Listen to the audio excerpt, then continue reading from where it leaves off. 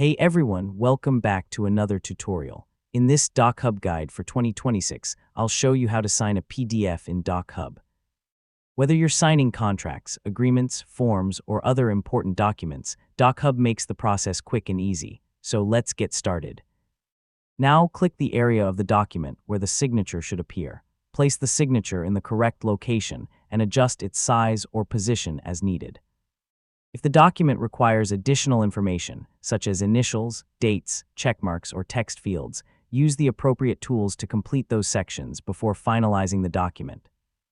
Once everything is filled out, carefully review the document to make sure all required fields have been completed and the signature appears correctly.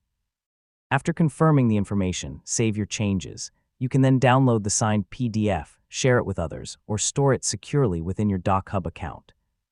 And that's how to sign a PDF in DocHub. With DocHub's built-in electronic signature tools, you can quickly sign documents online without printing or scanning paperwork. Thanks for watching, and I'll see you in the next tutorial.